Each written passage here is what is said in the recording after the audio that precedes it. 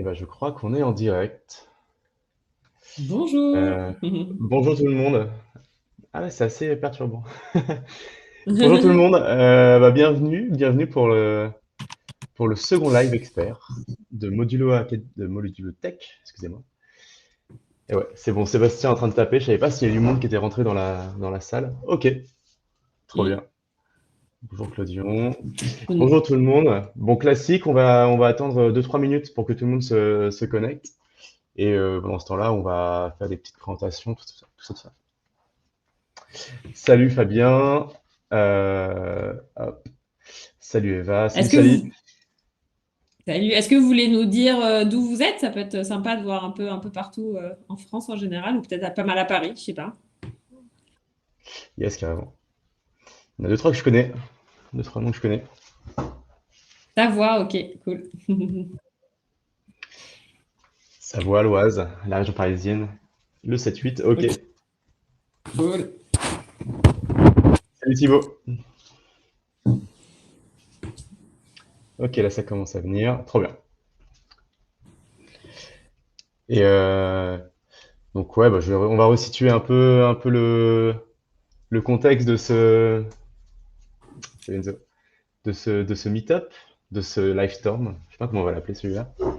Donc ouais, donc bon, il y en a plusieurs qui connaissent. Je crois que quasi tout le monde connaît le réseau Modulotech pour en faire partie. Ah, yes, Lifetime, ça va. Donc nous, ouais, on a avec deux associés qui sont pas là aujourd'hui, malheureusement pour une très bonne raison, on a voulu créer un réseau pour aider les développeurs à lancer leur carrière. Tout simplement, on avait essayé de faire ça avant avec un organisme de formation. On s'est dit qu'il fallait qu'on aille plus loin. On a créé un réseau qui nous permet de rencontrer des gens assez extraordinaires. Et comment on les aide, comment on veut les aider en tout cas, c'est en les aidant à s'entraîner, en faisant des tests, en leur proposant des formations et en leur faisant rencontrer des experts, comme Colin aujourd'hui, qui leur permet d'avoir une vision un peu plus 360 degrés du métier et pour mieux comprendre l'environnement dans lequel les développeurs vivent et vont évoluer. Et donc aujourd'hui, on a voulu axer ça sur la quête de sens, sur comment donner du sens derrière ces missions de développeur. Bonsoir Anissa. Et bon, moi, je connaissais Colline depuis assez longtemps et ça faisait assez longtemps qu'on avait envie de faire une présentation ensemble, enfin, en tout cas de mon côté. Et Partagé. voilà. Trop, trop cool. Eh ben, je me lance du coup. Ouais, vas-y, ouais. Désolé, je t'ai Trop pas bien. passé Eh ben, la parole. t'inquiète pas. Du coup, bonjour tout le monde, ravi d'être là. Ouais, l'idée, c'est de parler un peu du numérique responsable, des défis, des bonnes pratiques. Voilà, l'idée, c'est que ce soit interactif, donc n'hésitez pas à poser des questions dans le chat. J'essaierai de suivre, ou sinon, Raphaël, Yes, tu me diras les questions. je suis Mais là. voilà, si vous avez des interrogations, vraiment, n'hésitez pas, que ce soit interactif. Voilà, si vous voulez partir sur d'autres sujets, ça peut être le cas aussi. Mais en tout cas, je suis ravie d'être là pour recontextualiser aussi un peu. Du coup, Colline Didier, donc j'ai cofondé Social Déclic. J'ai fait une formation d'ailleurs de développement il y a quelques années maintenant, mais je m'en suis un petit peu éloignée, donc je ne pratique plus au quotidien. Et l'idée justement de Social Déclic, c'est d'accompagner des freelances dans le numérique qui souhaitent trouver des missions dans le secteur de l'ESS ou qui souhaitent grandir sur le numérique responsable, dans cette idée de devenir freelance for good et donc de mettre du sens dans ces métiers de freelance. On adresse tous les métiers du numérique, donc pas forcément que des développeurs, il y a aussi des data scientists, des gens qui font de la gestion de projet, de la communication, mais c'est vrai que le projet à la base, il vient tout simplement d'amis que j'avais d'école de dev qui se sentaient un peu inutiles après quelques années d'expérience dans des grosses structures qui étaient intéressantes, mais où ils ne se sentaient pas forcément utiles et qui voulaient mettre plus de sens dans leur mission. Donc voilà, Social Déclic et le cadre du Freelance for Good. Donc on l'a expliqué, un indépendant qui propose ses compétences au service du bien commun pour aider des entreprises engagées à résoudre des problématiques environnementales ou sociétales. Et du coup, c'est intéressant de se poser la question, donc l'envie de travailler dans des structures effectivement à impact, mais aussi se poser la question de son propre métier. En tant que développeur, vous avez un impact, on a tous un impact de toute façon en vivant sur Terre et en respirant, mais c'est intéressant d'essayer de rendre tangible l'impact du numérique. Parce qu'il est vrai que quand on regarde sa poubelle, on peut se rendre compte un peu des enjeux du plastique et ce genre de choses, mais le numérique, c'est un peu plus difficile à mesurer, c'est moins tangible. Et puis, c'est un peu plus récent aussi dans cette réflexion d'impact parce que voilà, on en a un peu moins parlé. C'est en train justement de venir sur le sujet. Donc, voilà l'idée de ce dont je vais vous parler sur ça. Alors, du coup, c'est comment, en fait, vous, en tant que développeur, vous pouvez devenir un peu un ambassadeur ou en tout cas un acteur du numérique responsable parce qu'aujourd'hui, c'est pas forcément vu dans les formations. Et donc, je vais vous donner quelques pistes pour justement essayer de sensibiliser et aussi de pratiquer un numérique plus responsable. Déjà, qu'est-ce que ça vous évoque, le numérique responsable? Pour vous, c'est quoi? Est-ce que vous savez ou pas du tout? Vous pouvez même peut-être dans le chat. Ouais, peut-être dans le chat, n'hésitez pas. Alors, Eva est en train de taper. Ah ouais, c'est bon, les messages arrivent. Une grande question, pas forcément facile à répondre en plus. Pas mal de choses, pas mal d'aspects.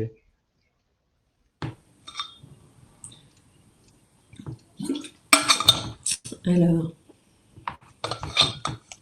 les gens écrivent, peut-être qu'ils Ouais. posent la question. On va avoir le droit à des belles réponses.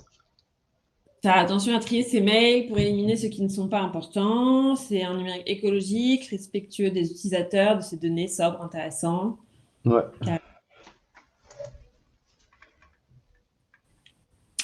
Limiter les interactions avec le serveur, ok, quelques notions intéressantes. Éthique, équitable, écologique, responsable. Consommation des ressources. Taille des fichiers, images, vidéos, carrément, hyper intéressant. Et je vois Yamina en train de taper aussi. Et être résilient dans son code. Ok, hyper intéressant. Bah justement, on va parler un peu de tous ces sujets. Je sais pas si... Ouais, on va parler un peu de tout ça. Pour commencer aussi, je voulais une deuxième question. Alors, normalement, vous montrez avec les mains, mais là, du coup, ce sera sur Ouais, le c'est chat. plus difficile. C'est clair. Est-ce que vous pouvez me dire combien de téléphones vous avez chez vous? Raphaël, je t'invite aussi à répondre à cette question. Le téléphone, Utilisés ou non. Et combien de PC aussi vous avez à la maison? utilisé ou non du coup aussi. Utilisé ou non? Alors, je vais, de mon côté, bah, j'ai trop pour Fabien, ok, intéressant. Moi, j'ai 2 PC, enfin 2 Mac, si on peut dire ça. Bonjour Thierry. Et je crois 2 téléphones. Le fixe, oh, un Ah, téléphone, un PC, ok. les Minitel comptent pas. Enfin, si, peut-être. Tablette, non, on peut dire 2 et 2, ok. 3 ordi, un téléphone, ok. 2 PC, 2 portables, 4 téléphones, 3 PC, ok. Intéressant. Un téléphone, un PC. Des décédés, ok. Donc globalement, on est quand même sur un peu plus que 1 et 1, on va dire. Je vais laisser encore Claudion. 4 téléphones, un PC, 3 portables, ok. Top. Et toi, Raphaël? En fait, ouais, moi je suis sous le nom Claire Briclay. Ah, Donc pardon. j'ai mis 2 et 2 2. et Et en 2. fait, il y en a un qui fonctionne plus et j'ai un PC en plus chez moi en backup, on va dire, si celui-là me lâche. Ok, ça marche. Intéressant. Bon, bah voilà, on va parler un peu de tout ça. Pourquoi on parle de ça aussi sur la suite. Pour rentrer un peu dans le vif du concret, nous, on a parlé de 4 piliers du numérique responsable. Qu'est-ce qui se cache derrière le numérique responsable? Effectivement, il y a des enjeux que vous avez dit, mais on les a un peu répartis en 4 piliers qui sont du coup l'impact écologique, donc environnemental, l'impact social du numérique, l'impact éthique et l'impact sur les données, et aussi l'impact un peu sur la création de valeur. Voilà comment nous, on a défini un peu les 4 piliers du numérique responsable. Et justement, on va détailler chaque pilier parce qu'il y en a qui viennent peut-être plus naturellement que d'autres, mais en fait, c'est assez complexe et il y a différents sujets derrière le numérique responsable. Je vois qu'il y en a encore, Fabien, tu dis il y a des progrès quand même, généralisation des smartphones à double SIM, effectivement. Du coup, on va commencer par le premier pilier, impact écologique. J'ai envie de vous poser une autre question. C'est pourquoi, avant de vous montrer la slide après, qui est intéressante, à votre avis, sur Terre, il y a combien d'outils numériques utilisés? Et en fait, sachant qu'on va dire il y a 7 milliards d'habitants sur Terre, à votre avis, il y a combien d'équipements numériques utilisés si on fait la somme de tous les équipements des habitants? Attends, utilisé en même temps ou t'as les décédés aussi qui sont chez nous? Non, les décédés, tous qui sont possédés, quoi. Ok. Il y a combien d'appareils pour des particuliers? Effectivement, trop. Ah ouais. C'est vrai que bon, c'est peut-être un chiffre qui est pas À 100 Ok, milliards, ouais, c'est pas ok, mal, hein. bah, C'est pas mal 100 c'est milliards en pas vrai, hein. mal. Mais effectivement, il y a 34 milliards d'appareils et 4,1 milliards d'utilisateurs. Pour vous donner un peu les chiffres, le numérique en termes d'impact sur les gaz à effet de serre, donc je ne sais pas d'ailleurs si vous savez, les gaz à effet de serre, c'est ce qui provoque en partie le réchauffement climatique et la hausse des températures. Ça représente 4%. 4%, on pourrait se dire, c'est pas énorme, mais il faut savoir que 4%, c'est autant que l'aviation civile. On parle beaucoup de prendre l'avion. Le numérique émet autant de gaz à effet de serre que l'aviation civile mondiale. C'est 5 fois plus gourmand en ressources naturelles que le parc automobile français. Et donc aujourd'hui, ce qui est aussi à retenir, c'est que, en gros, une des sources de production de gaz à effet de serre, c'est l'agriculture, avec notamment l'agriculture bovine. Et en fait, le numérique est vraiment en expansion, enfin en accélération, ce qui fait que certes, aujourd'hui, c'est 4% des gaz à effet de serre et donc autant que l'aviation civile, mais surtout, c'est en augmentation constante et on n'est pas du tout sur une progression linéaire, on est vraiment sur une augmentation vraiment constante. Et donc, ça va faire que progresser, quoi. Donc, il y a vraiment un impact très concret sur, voilà, sur le réchauffement climatique et les gaz à effet de serre. Donc, ça, c'est important à prendre en compte. Et si on met aussi le chiffre des milliards d'appareils, c'est que, en fait, on pense souvent un peu aux serveurs, aux data centers, etc. Effectivement, un appareil tout seul, votre téléphone, il va pas forcément consommer beaucoup, mais c'est le nombre rapporté d'appareils par rapport au nombre justement de serveurs et data centers qui sont d'ailleurs plutôt centralisés, qui ont un impact énorme, quoi.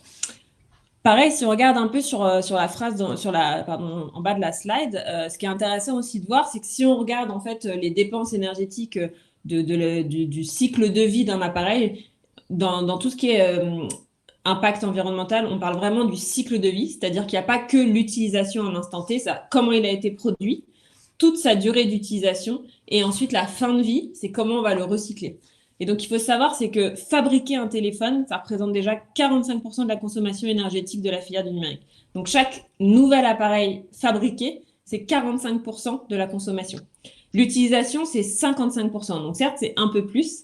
Mais ce qu'il faut retenir là dans ces chiffres-là, c'est de se dire que la fabrication, c'est énorme parce qu'en fait, tout simplement, vous avez peut-être entendu, il y a des métaux qu'on appelle rares dans les téléphones et notamment pour les batteries, etc. Les métaux rares, c'est pas forcément qu'ils sont rares sur Terre, c'est qu'ils sont complètement disséminés un peu partout et qui sont difficiles à extraire. Et donc, c'est l'extraction de ces minéraux qui engendre énormément d'énergie. Donc, pour fabriquer un téléphone, il faut des énormes machines pour extraire ces minéraux. Et du coup, pour créer des batteries et pour créer, je parle de téléphone, d'ordinateur, etc. Donc, une des premières choses à savoir, c'est qu'il faut vraiment, pour essayer de réduire cet impact environnemental du numérique, c'est de se dire déjà beaucoup moins acheter ou acheter de seconde main et faire durer la vie des terminaux. Il faut qu'un ordinateur ou qu'un appareil dure le plus longtemps possible pour qu'on n'en ait pas à en racheter. Alors Mais déjà, il y a la... Ouais, ah ouais, Raphaël? je sais pas si tu avais vu le chat, mais ouais, je pense que tu es dessus. Ouais, non, je vois un peu, mais c'est vrai. Alors du coup, data center Microsoft, plonger des fonds marins pour être refroidi naturellement. Je suis pas sûre de bien comprendre ce que tu veux dire, Fabien. On parle pas plutôt de terres rares, en fait. Bah, en tout cas, on utilise le terme métaux rares pour justement parler de ces métaux qu'on extrait. D'ailleurs, il y a un livre très intéressant qui est La guerre des métaux rares, justement, de Pitron. Je sais plus exactement le titre de Guillaume Pitron sur ces sujets-là. Je suis pas sûre de comprendre exactement ce que tu veux dire. Par contre, Fabien, je sais pas si Raphaël, tu... Bah moi, c'est pas que tu es en train de dire que ça augmente la température des fonds marins à cause des data centers en Bah, de toute plongée? façon, l'augmentation... La hausse... Ouais, oui. Ok, Ok. effectivement, oui. Ça augmente aussi, ok, les fonds marins. Effectivement. Mais ce qu'il faut se dire, en fait, quand même, ce qu'il faut se rappeler, c'est que tout ce qui est data center, serveur, certes, ça consomme, et c'est pas à négliger, mais il y a deux choses. Déjà, c'est centralisé. Donc, voilà, c'est à certains endroits que c'est mis. Et surtout, il y a cette notion d'efficience, c'est-à-dire que, par exemple, Microsoft, Google, ils ont cette efficience qu'ils vont qualifier, eux, d'économique, hein, clairement, mais ils vont faire en sorte qu'ils soient les plus efficaces possibles. Et donc, de par nature, ils vont certes énormément dépenser par leur nombre, mais par contre, ils vont être efficaces dans leur gestion justement des appels, etc. Et donc, ils vont finalement produire le moins d'énergie possible par rapport aux besoins, on va dire. Ils seront le plus efficaces possible. A contrario, les téléphones, l'utilisation que nous, on en fait en tant qu'individu, On n'est pas du tout dans cette démarche forcément d'efficacité. Et en fait, effectivement, notre téléphone par rapport au data center qui est au fond de la mer, c'est rien. Mais l'ensemble de tous les téléphones de tous les humains sur Terre, en fait, c'est énorme. Voilà, c'est ça aussi qu'il faut retenir. Donc, retenez bien, c'est essayer de faire allonger la durée de vie des terminaux, de ne pas acheter d'équipements, ou en tout cas d'essayer d'acheter d'équipements de seconde main, parce que 45% viennent de la fabrication. Ensuite, sur l'utilisation, il y a effectivement, il faut essayer de minimiser, de minimiser effectivement sa consommation, mais on voit là dans ces chiffres-là que finalement de trier ses mails, ça a un impact bien moindre que de ne pas acheter un nouveau téléphone si on n'en a pas besoin. Vraiment, c'est incomparable, l'impact environnemental. Okay. Et surtout qu'en plus, il y a cette notion de fin de vie. Aujourd'hui, c'est extrêmement difficile de recycler les équipements et tous les appareils. On ne sait pas forcément comment. Déjà, c'est un coût énergétique d'essayer de les recycler. Tout n'est pas recyclable. Et donc, en plus, il y a cette notion de fin de vie qui fait qu'aujourd'hui, il y a des exportations illégales, il y a des décharges sauvages dans certains pays qui sont remplies de nos équipements numériques. Ok. Voilà. Trop bien. Est-ce que vous avez des questions sur cette slide? Pardon. Non, je t'en prie. Merci Fabien pour l'article, on va lire ça après. Donc ça, c'est vraiment le zoom sur l'impact écologique environnemental. Retenez bien que c'est vraiment en énorme croissance, que c'est effectivement l'utilisation, mais aussi en grande partie la fabrication. Il faut essayer de réduire la durée de vie des terminaux. Et en fait, l'objectif, c'est à la fois de moins acheter de téléphone et si possible de moins l'utiliser. Alors du coup, ça passe par exemple après sur des pratiques et fonctionnelles, c'est de se dire faire des applications qui vont vite, qui nécessitent peu de temps d'utilisation, qui soient efficaces dans le traitement. Le numérique, j'en parlerai un peu après, mais ça doit être un moyen et non une fin en soi. Donc voilà sur l'impact écologique. Mais ensuite, il y a aussi l'impact social. Alors ça, je ne sais pas forcément si c'est des choses que vous connaissez ou auxquelles vous avez pensé. Mais est-ce que vous saviez qu'en France, l'électronisme touche 17% de la population et 38%, une personne, 38% ne connaissent pas les compétences fondamentales du numérique. C'est la deuxième ligne, plus d'un usager sur 3 manque de compétences numériques de base. Et ça, 38% de la population française aujourd'hui ne sait pas envoyer un mail, remplir un formulaire, naviguer sur Internet.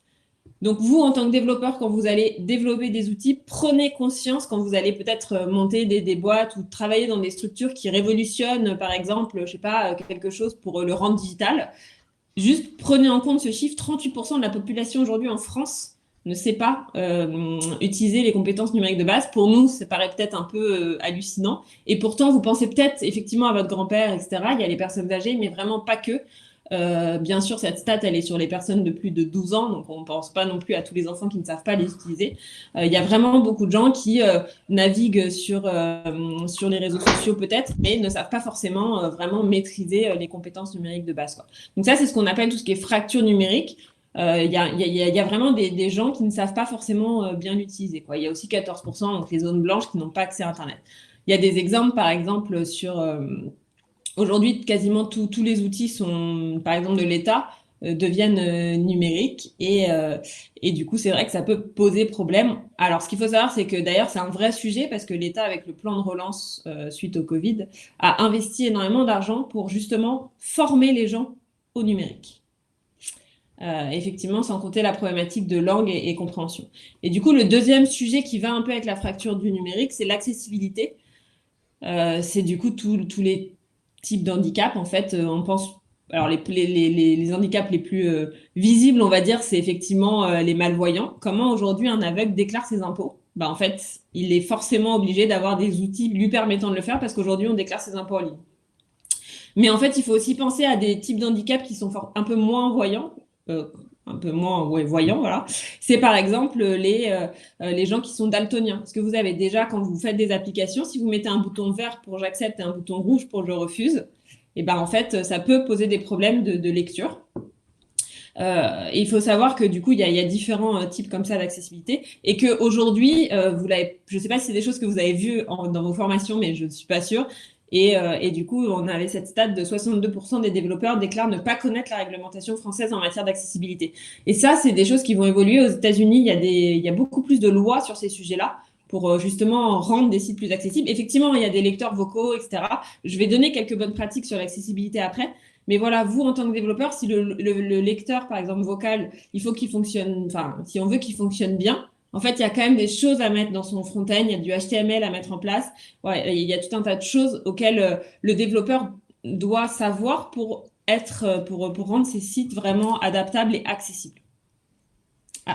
Super, Thibaut, si tu as une sensibilisation à l'accessibilité. Effectivement, voilà, il faut vérifier la navigation au clavier, etc. Ça, c'est des choses qui sont importantes de faire. Donc voilà sur la partie sociale. Est-ce que vous avez des questions? Il y a quelques réactions, c'est cool. Ensuite, on va parler de la troisième partie qui est sur la dimension éthique.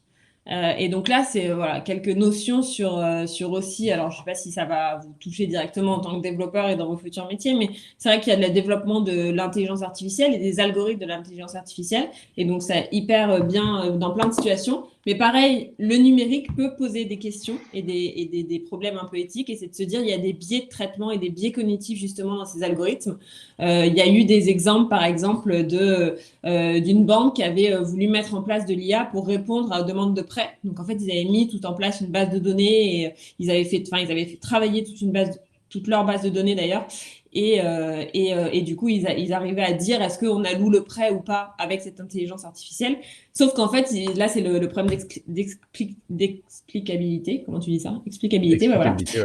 Ouais, voilà. Et en fait, il y avait des refus de prêt et ils n'arrivaient plus à expliquer pourquoi. Et donc, voilà, le numérique avec ses outils d'efficacité, d'intelligence, d'algorithme, etc., faut quand même se poser faut quand même se dire, voilà, c'est développé aussi par des humains, donc il y a des biais de conception. C'est le développeur qui va faire des choix dans le développement de cet algorithme-là, et que du coup, ça engendre des soucis d'explicabilité. Et pour revenir sur les biais, c'est par exemple, je crois que c'était dans une grosse structure comme L'Oréal, il me semble, ils avaient voulu mettre en place, ils reçoivent des milliers de CV, donc ils n'ont pas le temps physiquement de lire tous leurs CV. Donc ils se sont dit, on va essayer de faire un algorithme pour justement que ce soit plus juste et qu'on puisse voir l'ensemble des CV. Parce qu'aujourd'hui, je crois qu'ils prennent la pile, ils mettent la moitié à la poubelle et ils regardent que la moitié, parce qu'ils n'ont juste pas la possibilité techniquement de faire ça. Et du coup, ils avaient fait voilà tout un algorithme. Et en fait, ils se rendaient compte déjà de par leur base de données et de par l'équipe qu'il avait formée, enfin qu'il avait développée, que quasiment toutes les femmes étaient rejetées, par exemple, parce qu'ils avaient pris une base de données qui était principalement des hommes, etc. Bon, voilà. Se poser la question à chaque fois des biais et de l'éthique de ce qu'on va développer. Ok. Voilà. Et du coup, ouais, tu veux qu'on passe à ce que Parce que là, tu parles vraiment de l'IA avec qui se base sur les données et du coup qui amplifie presque les biais du développeur de base, c'est ça? Exactement, exactement. Et d'où la nécessité, qui est un vrai sujet aujourd'hui, de la diversité dans le numérique et dans l'accès à la formation. Bien sûr, on pense à la diversité homme-femme, mais vraiment pas que. La diversité voilà, des profils, des personnes. Parce qu'aujourd'hui, il y a eu plein d'applications qui ont été développées. Donc, ça marche sur l'IA, mais en fait, ça peut aussi marcher sur des fonctionnalités voilà, qui sont développées par des gens qui se ressemblent. Et c'est pas forcément grave. Mais par contre, du coup, l'application ne va pas parler à des gens divers, va parler à la même personne, quoi. Et d'ailleurs, il y a des études qui montrent, alors je ne les ai pas en tête, hein, j'ai entendu dire ça, donc je ne pourrais pas vous les montrer, mais il y a des études, il semblerait, qui montrent que des équipes de dev beaucoup plus diverses, que ce soit dans le genre, mais aussi dans voilà, la culture, les origines, etc., font des produits beaucoup plus efficaces et qui parlent à beaucoup plus de monde. Et donc, du coup, il y a aussi cette notion de se dire, c'est pas juste parce que c'est cool, mais c'est aussi parce que c'est utile à plus de monde et qu'en fait, ça permet de faire voilà, des outils numériques plus larges, quoi. Je ne sais pas ce que c'est CyberWAS, mais intéressant, tout ce que tu nous donnes. Et du coup, pour enchaîner sur le quatrième pilier qui est la création de valeur, voilà, c'est vraiment, c'est peut-être un peu plus une démarche, enfin, un raisonnement d'UX. Et donc, vous, en tant que développeur, vous l'aurez peut-être pas forcément, ou en tout cas, ce sera l'UX qui aura fait cette réflexion et qui, vous, ensuite, vous demandera de développer. Mais je pense que c'est hyper intéressant de l'avoir quand même en tête. Le principe de base de l'éco-conception et du numérique responsable, c'est la frugalité et d'essayer de faire de numérique qui est utile. Le numérique, c'est pas une fin en soi. On fait pas du numérique pour faire du numérique. On fait du numérique pour répondre à une solution et à une fonctionnalité qui est utile. Moins il y aura de fonctionnalités sur votre site, moins il y aura d'impact environnemental. Donc, gardez que ce qui est utile et du coup, essayez d'être efficace. Et donc, c'est pour ça qu'on parle de cette approche user-centric, c'est de se dire, c'est de toute façon une approche qui est intéressante pour faire grandir des projets. Mais voilà, développer ce qui est utile, c'est-à-dire réfléchissez à une idée, testez-la. Si c'est pas utile, on l'enlève. Voilà, c'est vraiment cette idée-là, frugalité et ne faire que ce qui est utile, quoi. Ok. Donc, pas de fonctionnalité superflue, pas de vidéo parce que ça a l'air cool si ça ne sert pas l'objectif. Si ça sert l'objectif, ok. Mais si ça ne sert pas l'objectif, ne pas mettre ça, quoi. Voilà un peu l'idée sur les 4 piliers. Je ne sais pas si vous êtes au courant, mais il y a une loi qui est passée très récemment, le 15 novembre dernier, justement, qui fait évoluer les choses. Aujourd'hui, ce n'est pas forcément un sujet dont on parle énormément, donc c'est chouette si certains ou certaines, je ne sais plus, ont eu des sensibilisations. Mais il faut savoir qu'il y a une loi qui est passée, la loi REEN, réduire l'empreinte environnementale du numérique, donc c'est un vrai sujet. Et les choses évoluent. Et cette loi, il y a 4 grands justement thématiques aussi. C'est faire prendre conscience aux utilisateurs du numérique de son impact environnemental, donc cette notion de sensibilisation. Il y a limiter le renouvellement des terminaux principaux responsables de l'empreinte carbone du numérique. Ça c'est des extraits de la loi que je vous ai mis là. Promouvoir le développement d'usages du numérique écologiquement vertueux et aller vers des centres de données et réseaux moins énergivores. Donc, il y a vraiment des choses qui évoluent. Dans faire prendre conscience, dans promouvoir le développement d'usage du numérique écologiquement vertueux, il y a notamment former les jeunes ingénieurs et développeurs au sujet du numérique. Donc, c'est des choses qui vont évoluer et donc, c'est intéressant de s'y intéresser parce que soit vous en avez l'appétence, mais aussi parce qu'un jour, probablement, vous serez obligé de monter un peu, de connaître ces sujets et de les appliquer en tant que développeur. Ok. Est-ce que vous avez des questions sur ça? Et après, je passe par une petite session de mise en pratique, de quelques tips pratiques que vous pouvez mettre au quotidien.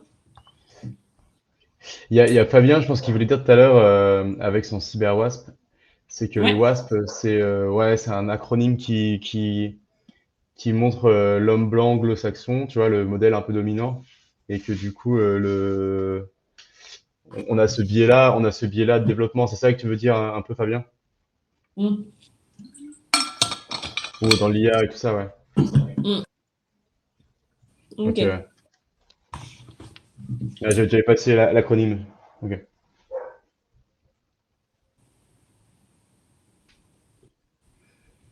Ok, Thierry, intéressant. Mm. Et pourquoi on en parlait, Thierry, à l'époque? Enfin, c'est peut-être pas le bon format en chat pour, pour lancer une Mm. discussion sur ça. Mais parce qu'ils avaient peur que la bande passante ou que ça crée des problèmes dans la création d'applications, de sites, tout ça, ou aujourd'hui, et à l'époque c'était un vrai sujet et que maintenant c'est plus le cas?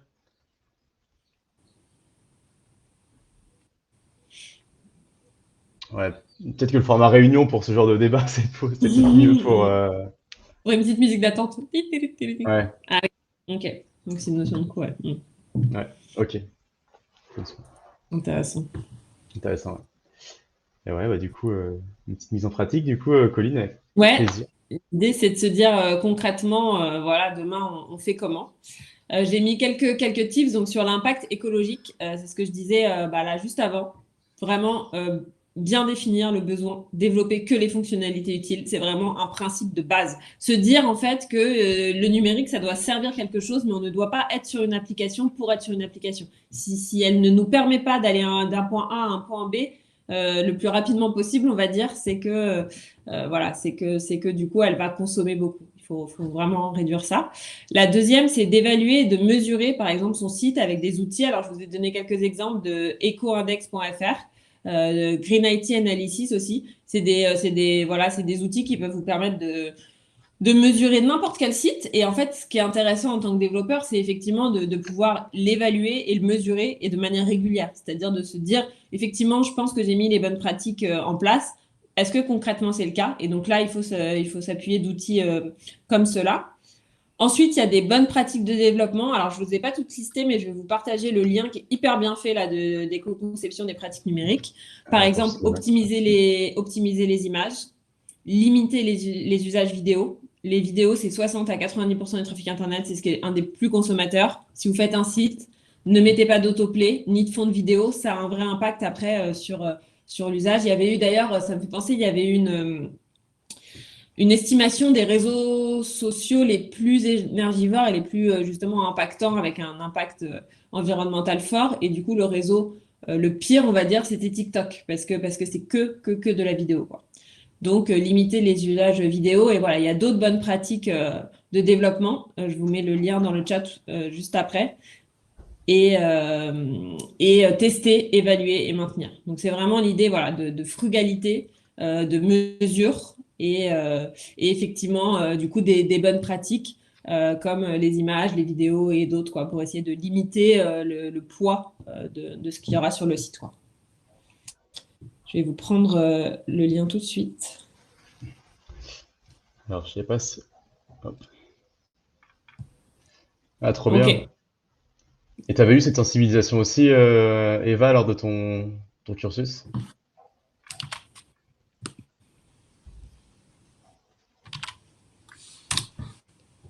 Donc ton stage, ok.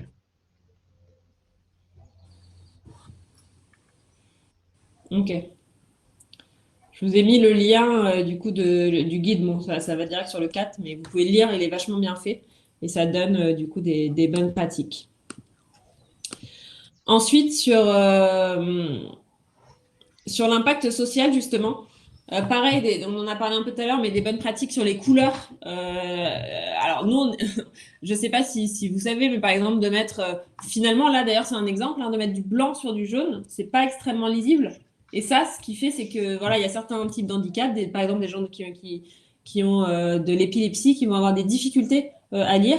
Il y a une extension qui s'appelle une extension Chrome, WCAG Color, qui permet de scanner chaque site et de se dire est-ce que c'est des couleurs qui sont lisibles ou pas.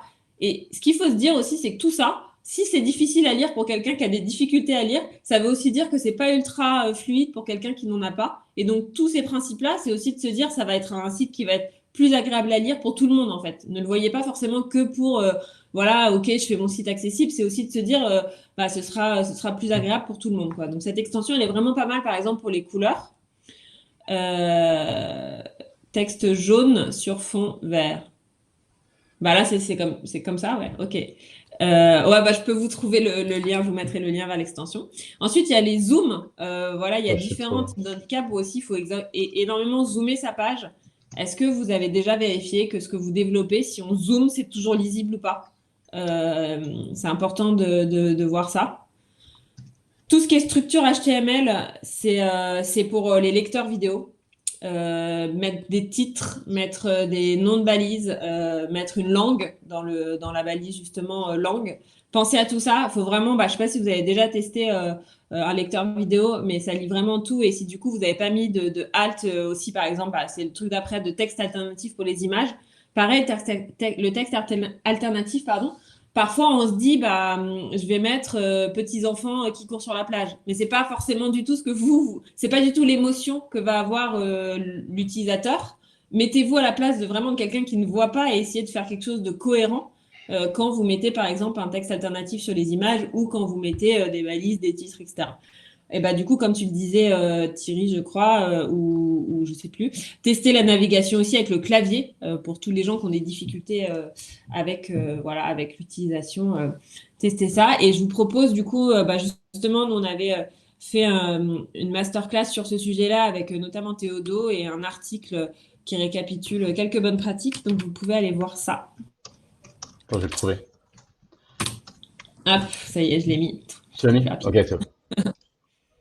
Donc voilà, ça vraiment penser, il y a un podcast hyper intéressant qui est justement de tech éthique, tiens, si tu veux le trouver, sur on sait qu'on est voyant sur le web quand, 3 petits points, et on est malvoyant, pardon, sur le web quand, et c'est une personne non-voyante qui raconte ses expériences. Et en fait, on se rend compte qu'aujourd'hui, le numérique est partout, et elle c'est de la difficulté partout. Et elle disait une chose aussi qui est intéressante, c'est que les gens ne se rendent pas compte finalement, de tout ce que je disais un peu tout à l'heure, on peut le voir de manière assez cynique aussi, et de se dire que, en fait, rendre un site accessible, c'est aussi des opportunités. Elle, par exemple, elle disait, bah, il y a un seul site e-commerce, enfin, de courses en drive qui le fait. Je crois que je sais plus, c'est Auchan. Bah, du coup, tous les non-voyants vont chez Auchan parce qu'en fait, ils n'ont pas le choix. Donc, il y a quand même aussi cette notion, voilà, d'opportunité qui peut être intéressante de rendre accessible à tout le monde. Et surtout de se dire, aujourd'hui, on remplace tout par une appli. Et c'est vrai que c'est bien et que c'est pratique. Mais pensez à tous les gens qui n'ont pas cette facilité-là et eux, ça leur rend la vie plus difficile, quoi. Donc voilà, Mais, quelques bonnes pratiques. Ouais. mais moi, je trouve qu'il y a un truc qui est, enfin, j'avais jamais vu ça, et j'y ai pensé tout à l'heure, c'est que j'ai l'impression que, bah, en tout cas Chrome, et quand tu parles de SEO, tu vois, d'optimisation, de référencement, il y a toutes ces notions, il y a pas mal de notions sur le contraste de couleurs, la rapidité du chargement de la page, Mm. avoir une bonne structure HTML. Enfin, il y a pas mal de, je trouve pas mal de choses qui se croisent avec ce que tu dis. Et quelque part, aussi un peu cynique, mais si tu veux avoir un site qui va bien, il vaut mieux aussi respecter quelques bonnes pratiques, quoi. Ah ouais, non, mais carrément. Carrément, ça reste. Ah oui, super, merci. Ça reste effectivement complètement de l'efficacité et même sur l'impact environnemental. Hein. Développer une application qui est la plus rapide possible, qui fait moins d'appels à ton serveur, c'est que tu l'as bien développé. Hein. C'est Ouais. aussi. Ça va ensemble. C'est plutôt rassurant du coup de se dire que ça va ensemble, mais effectivement. Et il y a un petit côté rassurant de se dire que, en tout cas, Google, quelque part, et comme Google, c'est la grosse partie, fait en sorte que les sites tendent vers ça, tu vois. Ouais, Alors, c'est vrai. bon, mais bon, c'est pas Google, c'est pas la solution à tout, évidemment. C'est pas ce que je dis. Ouais, non, non, mais c'est vrai que c'est pas, c'est faisable, quoi. Mais par contre, c'est pas forcément des bonnes pratiques.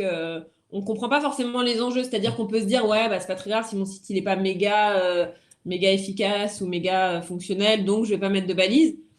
Pensez juste aux conséquences que ça a d'utilisation de certaines personnes. On va se dire, oh, c'est pas grave, ça se voit pas, c'est du HTML, c'est pas très grave, c'est juste mon SEO qui sera moins bien. Voilà, c'est juste se dire, bah, effectivement, ça peut avoir un impact sur des gens. Ouais, carrément. Voilà. Et après, une dernière slide un peu bonne pratique. Bah, j'en ai aussi pas mal parlé, mais je vais vous le rabâcher encore un peu. Au quotidien, franchement, réduire le nombre d'équipements chez soi. Vous connaissez Back Market, acheter en seconde main, ne pas acheter de téléphone tous les ans. Alors, il y en a de moins en moins qui le font. Enfin, je ne sais pas si dit, mais voilà, vraiment, sur tout ce qui n'est pas utile, faut vraiment réduire le nombre d'équipements chez soi. C'est les individus, c'est la masse d'individus sur Terre qui fait aussi que bah voilà, ça pollue beaucoup et ça a un fort impact. Donc, essayez vraiment d'acheter, d'utiliser, de développer, d'allumer que ce qui est utile, quoi. Vraiment, posez-vous cette question. Alors, sur le téléphone, enfin, ouais, on s'en rend compte parce qu'on achète un téléphone, c'est un objet physique, mais déjà, on se rend peut-être pas compte du coût de production qu'il y a eu derrière, de l'extraction justement des métaux. Il y a des images, des machines qu'il faut pour extraire les métaux. C'est-à-dire qu'un humain, je crois qu'il fait un tiers de la roue de la machine. C'est des trucs énormes qui consomment énormément, quoi. De fabriquer ce petit téléphone-là, on s'en rend pas compte, c'est loin, toute la chaîne de production, elle est un peu obscure pour nous, mais l'impact est vraiment fort. Et d'ailleurs, en plus, il y a tous ces sujets géopolitiques et aussi ces sujets c'est de plus en plus difficile. C'est ce qu'explique un peu du coup Jean-Marc Jancovici, je le cite aussi parce qu'il est hyper intéressant. C'est un peu cette notion d'œuf de Pâques. Quand tu cherches tes œufs de Pâques, au départ, tu prends les plus gros. Bon, bah là, sur Terre, on a pris toutes les ressources assez visibles. Et maintenant, on va chercher ceux qui sont un peu plus enfouis et de plus en plus enfouis. Et en fait, c'est hyper pervers parce qu'on va aller chercher des choses et on va parfois dépenser, par exemple, sur du pétrole ou sur de l'énergie. On va dépenser plus d'énergie à aller presque les chercher que ce que ça va nous produire, quoi. Donc voilà où on en est un peu aujourd'hui dans l'extraction des ressources. Donc vraiment, le téléphone et les outils qu'on achète tous les jours, ça en fait partie. Après, je peux vous conseiller aussi de vous former. Il y a des MOOC INR qui sont hyper rapides, gratuits, de quelques heures. Green IT, c'est plus dense, plus complet et payant, mais voilà, c'est intéressant. Il y a le MOOC de l'ADEME aussi qui est gratuit. Voilà, renseignez-vous sur ces sujets. Et enfin, dernier point, c'est aussi sensibiliser autour de vous au quotidien. C'est toujours intéressant de dire à son copain qui veut acheter un nouveau téléphone que peut-être il peut soit effectivement acheter un Fairphone, soit ne pas l'acheter si le sien il existe toujours. Mais voilà, que tout ça, il y a une réelle pollution derrière environnementale. Donc voilà un peu les bonnes pratiques. Est-ce que sur ça, vous avez des questions? Sur les bonnes Merci. pratiques ou sur le global? Ouais, bah sur bonne pratique ou sur tout. Ouais. Je dirais peut-être à la fin un petit mot sur Social Déclic, mais si tu veux, après, là, on peut faire une petite session de questions-réponses. Ouais. Eh bah, si quelqu'un veut se lancer, c'est des questions. Mhm. J'en ai, au pire. J'en ai quelques-unes. Merci d'avoir mis les liens. Yes. J'ai pas trouvé le MOOC de l'ADEME, il y en a pas mal. Ah, attends, j'ai peut-être mis un lien. J'ai un MOOC bâtiment durable, mais c'est pas forcément le sujet. Enfin, si, mais pas tant que ça. Mhm. Tac,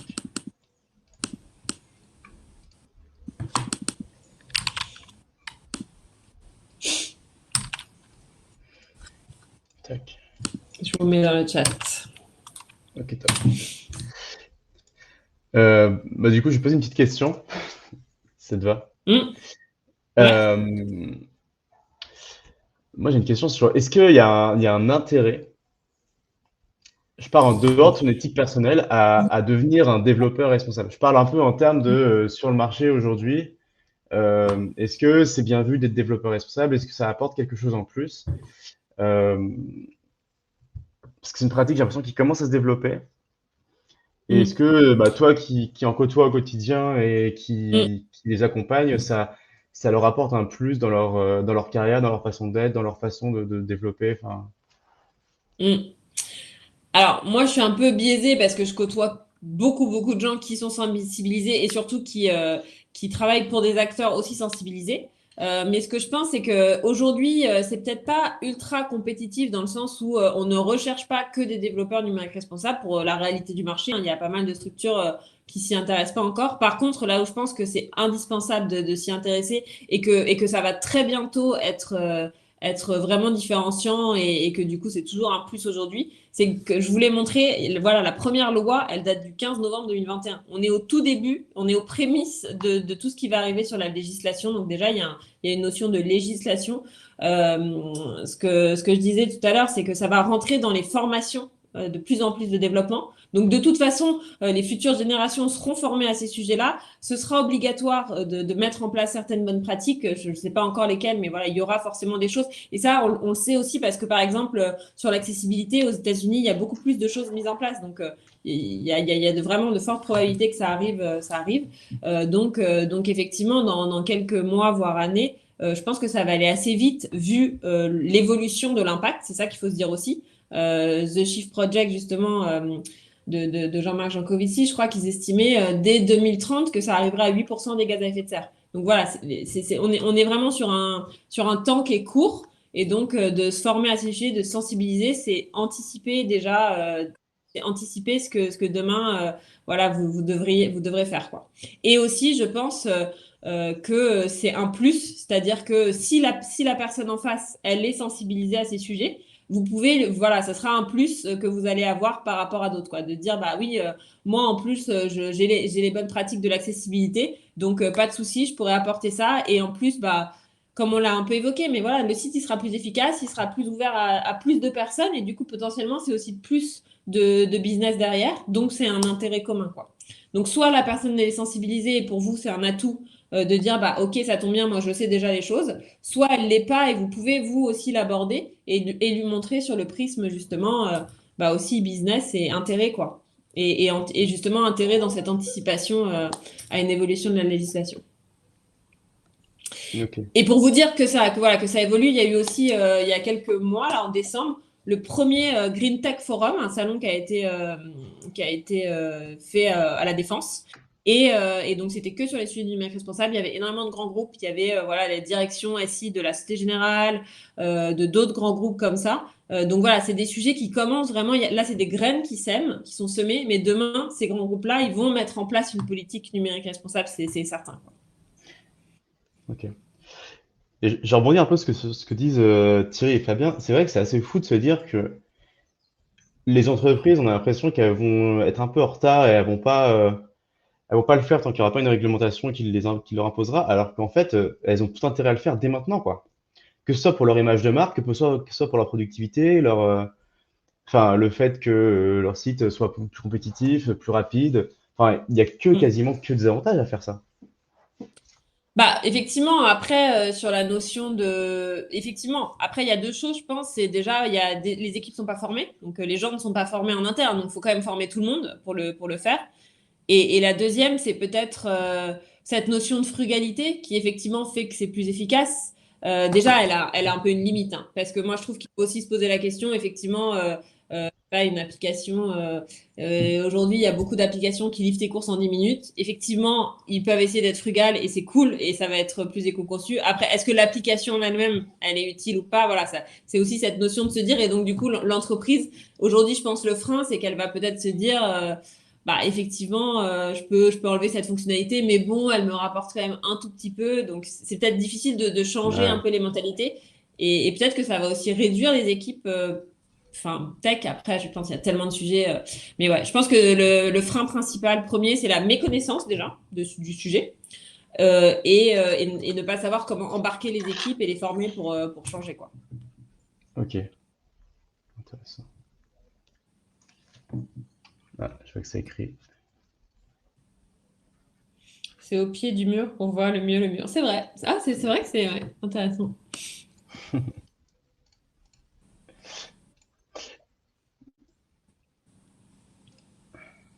Mm, Yes, ouais. mm, c'est vrai.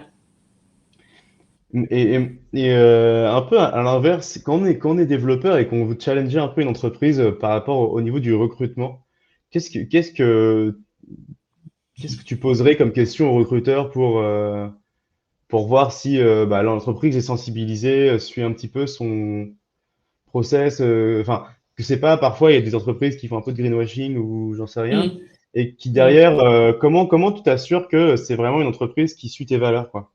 Est-ce que tu as des questions que tu mm. poserais ou une façon d'aborder le sujet pour... Bah, ça, c'est vrai que c'est toujours un peu difficile hein, de savoir le greenwashing ou pas. Peut-être il y a deux choses. Il y a déjà, si elle avance le fait qu'elle pratique un numérique responsable, bah, avec tous les outils là qu'on a cités, EcoIndex, etc., vous pouvez voir si c'est vrai ou pas, déjà. Ça peut être ça. Testez vous-même si c'est ça.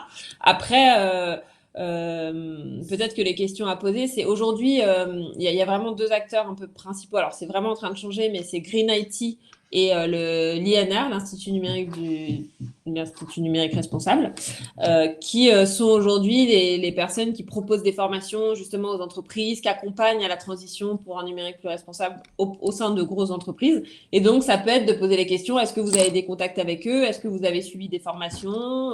Est-ce que vous les connaissez? Voilà, s'ils sont intéressés au sujet, ils connaissent forcément. Donc voilà, ça peut être ça. Et puis après, ça peut être de demander concrètement au quotidien dans l'équipe, est-ce que quand on choisit de faire une fonctionnalité, on met en face l'impact qu'elle peut avoir. Parce que aussi, ce que j'ai peut-être pas dit dans la présentation, mais c'est vraiment une question de mesure d'impact et de voir, de faire un peu le ratio utilité et versus impact. C'est-à-dire que trier ses mails, c'est vrai que c'est bien, mais en fait, ça a peu d'impact. Et pareil, on peut se dire ça dans cette démarche de développement. Mettre cette vidéo-là, est-ce qu'elle est utile? Est-ce que c'est un petit peu, mais elle aura un gros impact? Ou est-ce que elle est vraiment utile et du coup, OK pour faire ce gros impact? C'est vraiment cette notion de mesurer, comprendre l'impact de chaque fonctionnalité qu'on ajoute et arbitrer sur le fait de est-ce que ça vaut le coup de la mettre ou pas. Donc ça peut être de poser la question. Est-ce que quand vous prenez des décisions, quand vous faites vos sprints, quand vous faites vos, je sais pas, les user stories et que vous mettez vos fonctionnalités, est-ce qu'en face, vous mettez un peu cette notion d'impact environnemental qu'a cette fonctionnalité pour pouvoir se dire est-ce que de manière objective on l'ajoute ou pas? Parce que sinon, si on se dit juste bah on fait ce principe de frugalité, on pourra toujours trouver un moyen de dire que cette fonctionnalité elle est vraiment utile et tout quoi. Donc c'est juste de la rapporter à l'impact qu'elle a. Ok. Voilà, je sais pas si c'était clair ou. Non, si, si. Enfin, je laisser les gens réagir. Et... Ah ouais. Hmm.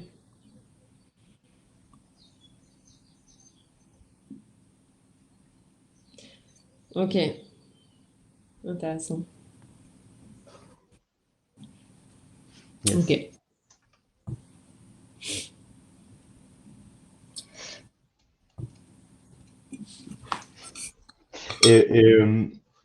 Pendant que Fabien et Eva réagissent, toi, est-ce que tu as d'autres acteurs à suivre? Là, tu m'as dit, t'as parlé de Green IT et de INR.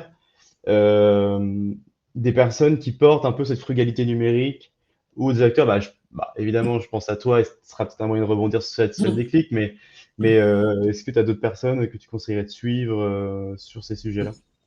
Bah, pour tout ce qui est information, sensibilisation, inspiration, on va dire, vous pouvez regarder Frédéric Bordage, c'est du coup justement le fondateur de greenIT.fr. Lui, ça fait 15 ans qu'il travaille sur ces sujets, il a écrit des livres, il fait beaucoup de webinaires, c'est assez intéressant.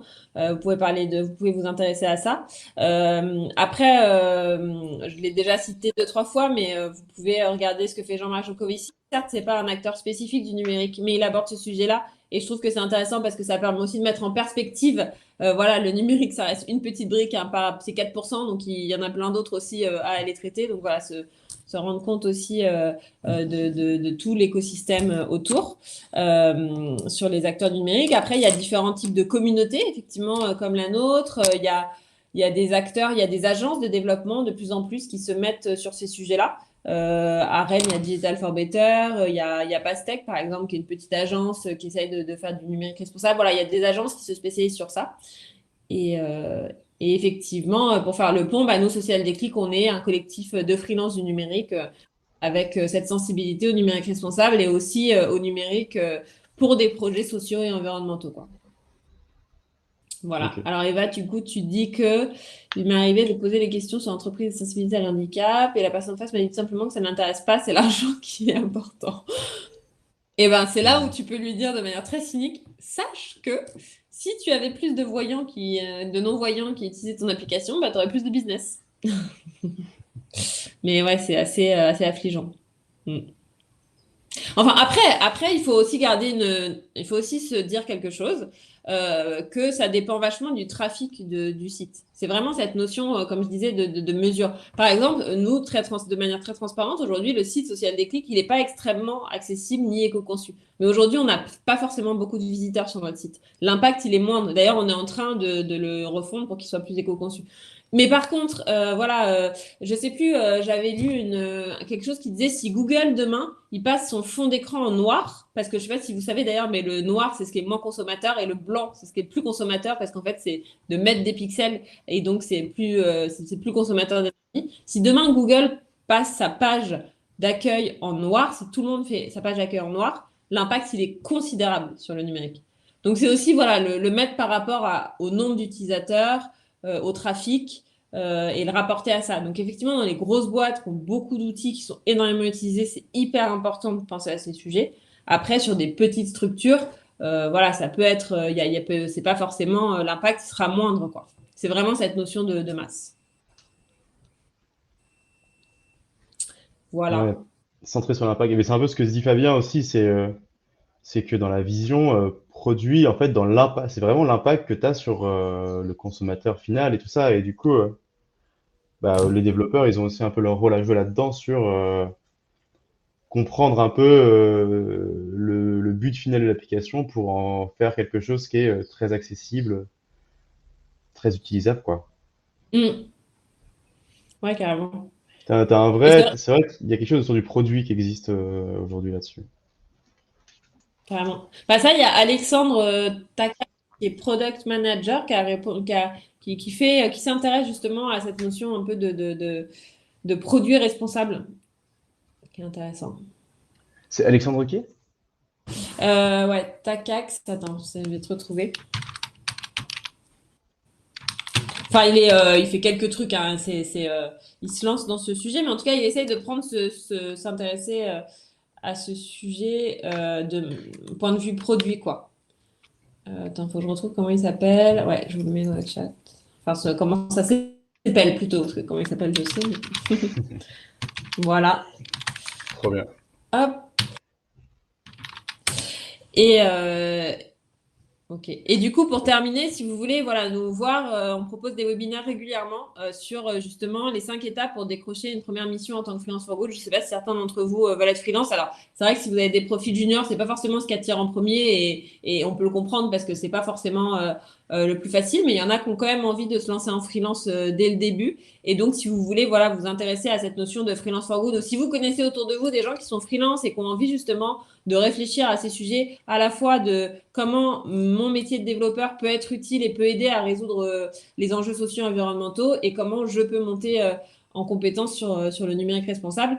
Parce que, bah voilà, peut-être que j'aurais pu mettre ça aussi en introduction, mais vous devez le savoir parce que vous êtes venu ici, mais les enjeux sociaux et environnementaux aujourd'hui sont vraiment extrêmement importants. C'est alarmant. Le dernier rapport du GIEC est sorti. Là, on est vraiment sur les années charnières pour réussir cette transition. C'est-à-dire que si on n'y arrive pas, de manière très cynique, la guerre en Ukraine à côté, c'est vraiment pas grand-chose, quoi. Donc voilà, c'est vraiment les enjeux sont là. Il faut s'intéresser à ces sujets, il faut se renseigner. Enfin, en tout cas, je pense vraiment, et on est sur des années importantes pour essayer cette transition. Et donc voilà, vous avez, c'est pour ça qu'il y a aussi ce rôle un peu de sensibilisation, sans se culpabiliser non plus. Hein, on va pas sauver le monde individuellement, mais en tout cas, essayer d'y réfléchir, de s'intéresser à ces sujets. Voilà. Et donc, si vous avez envie, vous pouvez regarder notre prochain live qui est d'ailleurs demain, mais on en fait régulièrement. Je vais vous mettre le lien.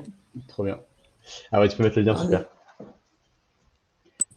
Oui, je mets le lien. Top. Ouais, merci. Attends, donnez-moi juste 2 minutes. Et du coup, merci beaucoup. Petite slide de remerciements. J'ai cofondé Social Déclic avec Charlotte, du coup.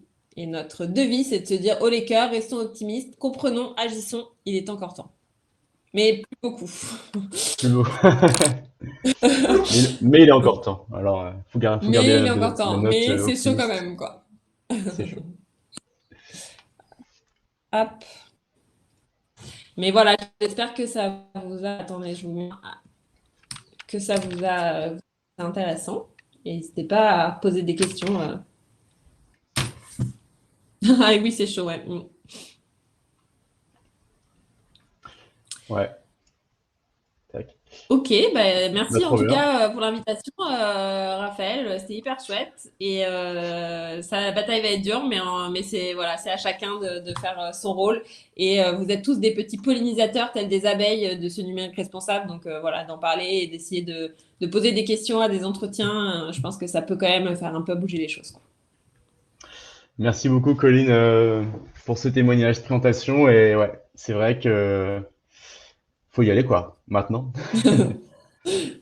C'est ça. Faire passer le Bah, message, carrément. Donc, n'hésitez pas à aller voir demain le live de Colline. Et nous, on relaiera sur le réseau Modulotech souvent tes articles et tes événements, parce que c'est vrai que c'est intéressant et c'est important, surtout.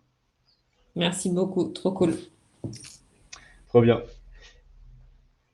Merci beaucoup. Alors du coup là, le live, s'il y a des personnes qui veulent voir le replay ou le partager, il sera accessible via Livestorm dès que je termine la présentation. Alors normalement c'est bon, j'ai tout activé et voilà. Donc s'il y a des gens qui veulent le revoir ou qui n'ont pas pu suivre l'intégralité ou qui veulent le partager, n'hésitez pas. Voilà. Bon, merci beaucoup. Bonne soirée à Merci. tous et ben on reste en contact. Ça marche. Salut. Salut.